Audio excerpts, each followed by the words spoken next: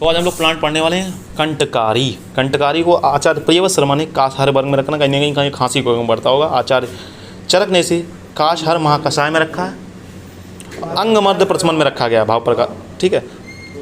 काशहर महाकषाय में रखा, अंगमर्द प्रशमन में रखा, बृहत आदिगण में रखा है सुश्रुत ने, और लघु पंचमूल में रखा है, गुलुच्यादि वर्ग में रखा गया भाव प्रकाश के द्वारा, ठीक है। ये आपके लिए एज सच इंपॉर्टेंट नहीं है, सिर्फ आपको इसके कर्म याद हो जाएंगे यहाँ से कि काशहर में रखा, अंगमर्द प्रशमन में रखा हो तो कहीं ना कहीं कर्म याद हो जाएंगे। तो कर्म आप याद कर लीजिएगा, सिर्फ इधर साइड वाला याद कर लीजिए, जैसे काशहर, काशहर, अंगमर्द, ठीक है। ये चीज़ें याद कर लीजिएगा। बोटानिकल नेम इसका सोलेनम ज़ेंथोकार्पम, ठीक है। सोलेनम सुराटेंसी है या सोलेनम ज़ेंथोकार्पम याद करें, ये थोड़ा इजी रहेगा आपके लिए।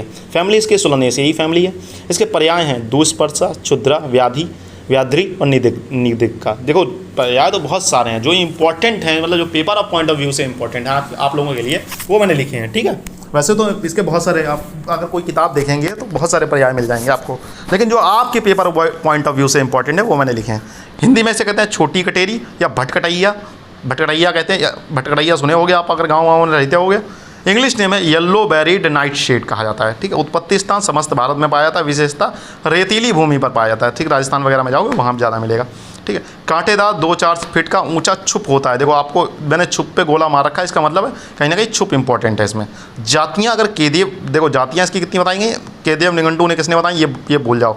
जातियाँ कौन कौन सी हैं इसकी, 2 जातियाँ हैं, नील पुष्पी और श्वेत पुष्पी, ठीक है। जिसका श्वेत पुष्प होता होगा उसे श्वेत पुष्पी, जिसका नीला पुष्प होता है उसे नील पुष्पी कहा गया होगा, ठीक है।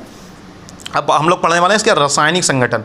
रासायनिक संगठन में सबसे वाले 16 कार्पिडीन, ठीक है। 16 कार्पिडीन नामक एल्कोलाइड पाया जाता है, क्लोराइड पाए जाते हैं, नाइट्रेट्स पाए जाते हैं, सल्फेट पाए जाते हैं, और पोटेशियम लवण पाया जाता है, ठीक है। ये सारी लिख दी। इसमें सबसे ज़्यादा इंपॉर्टेंट जो चीज़ है वो आपको 16 कार्पिडीन याद करना है, ठीक है।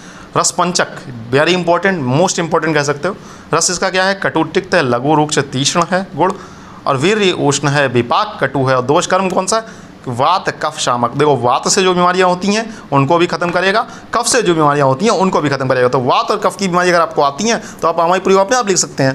देखो मैं आपको इसके साथ में चरक का एक चैप्टर पढ़ाऊंगा जिसमें आपको रिलेशन बताऊंगा कि इसमें कैसे लिखना है द्रव्यगुण में। देखो जब तक आपको बताऊंगा नहीं बच्चे तब तक समझेंगे नहीं कि कैसे लिखना है पेपर में। मेन बात होती है पेपर लिखना कैसे है, वो भी आपको सिखाऊंगा, ठीक है, बाद में सिलेबस कंप्लीट होने के बाद। मात्रा क्या होती है, क्वाथ की अगर मात्रा लेते हैं तो 50 से 100 ml लेते हैं। विशिष्ट योग क्या, 10 मूलारिष्ट है, व्याधि हरित की है, और कंटकारी तेल है, इसके ये विशिष्ट योग है। कर्म क्या है, इसके कर्म मतलब क्या कर्म करता है, काशहर, श्वासहर, कंठ मतलब कंठ को शुद्ध करने वाला, हिक्का निग्रहण हिक्का को कम करने वाला, ज्वर को कम करने वाला। श्वेत जो पुष्पी होता है वो गर्भा स्थापन कर्म करता है, मतलब कहीं ना कहीं मतलब जो महिलाएं गर्भवती नहीं हो पा रही हैं या कोई प्रॉब्लम आ रहा है मिसकैरेज वगैरह का, वो कराएगा। श्वेत पुष्पी कंटकारी, ठीक है। आमायिक प्रयोग इसका मतलब इसका कौन कौन सी डिसीज़ में, व्याधि में प्रयोग, कौन कौन सी व्याधियों में प्रयोग करें।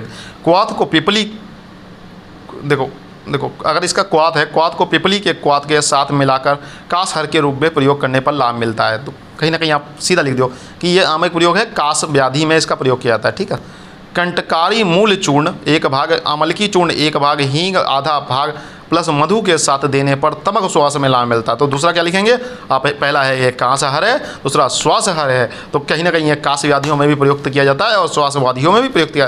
काशहर मतलब काश को हरने वाला, ठीक है। कर्म और लगभग आमायिक प्रयोग लगभग इसके सेम है, ठीक है। पुंसवन संस्कार, श्वेत कंटकारी को मूल को गोदुग्ध में पीसकर छानकर नेजल ड्रॉप के रूप में प्रयोग करने से गर्भ की स्थापना पुंसवन संस्कार में भी प्रयोग किया जाता है। देखो अगर कोई गर्भ की स्थापना नहीं हो पा रही है, ठीक है, तो हम लोग क्या करते हैं, इसका पुंसवन संस्कार करते हैं। क्या करना है, देखो श्वेत कंटकारी के मूल को पूछकर गोदुग्ध में पीसकर फिर नाक नेजल ड्रॉप के फॉर्म में डालते हैं। इसके ऊपर देखो रिसर्च अपडेट एज सच आपके सिलेबस में नहीं पूछी गई हैं, तो इतना इंपॉर्टेंट है नहीं, खाली पढ़ा देना हो, ठीक है। इसके ऊपर क्या क्या रिसर्च हुई है तो जो मैंने 1-2 में लिखी होगी, बाकी नहीं लिखी होगी क्योंकि इंपॉर्टेंट तो है नहीं, तो इसे आप छोड़ भी सकते हैं। The efficacy of the kantakari on non specific cough and other respiratory disorder is reported. देखो मिस्टर कृष्णा ने इस पर 1971 में सर्च की कि जब ये मतलब रिस्पिरेटरी डिसऑर्डर्स पे इसे कारगर पाया गया एक तरीके से। The plant powder is antitussive and its beneficial effect in bronchial asthma and non-specific cough has been explained due to depletion of histamine from lungs and its expectorant action. Expectorant माने क्या होता है, जो कहीं ना कहीं कफ को बाहर निकाले। देखो ये कहीं ना कहीं इसका जो पाउडर होता है वो कफ को कहीं ना कहीं बाहर निकालता है। एंटीटसिम माने उसे जमने भी नहीं देता। एंटीटसिम माने क्या होता है, उसे पतला कर देता है। पहले बात उसे पतला कर देगा, उसके बाद कफ को बाहर निकाल देगा। तो कभी कभी वो क्या होता है, कभी क्या होता है, कफ इतना गाढ़ा हो जाता है, मतलब जम रहता है, तो सांस लेने में दिक्कत होती है। तो ये क्या है, पहली बात तो कफ को पतला करेगा और कफ को पतला करके निकालेगा। ये इसकी प्रॉपर्टी है कंटकारी की, ठीक है भाई। खांसी काय होती है, खांसी तब होती है ना बलगम बिल्कुल जम जाता है। ये बलगम को ये पतला कर देगा, बलगम को पतला करके बाहर निकाल देगा, तो खांसी खत्म। और ये होता क्यों है, इनऑर्गेनिक जो इसके अंदर नाइट्रेट्स पाए जाते हैं उसके कारण ये सब होता है। इसे जय रास ने किया था 1971 में, ठीक है। ये आपके मतलब ये लिख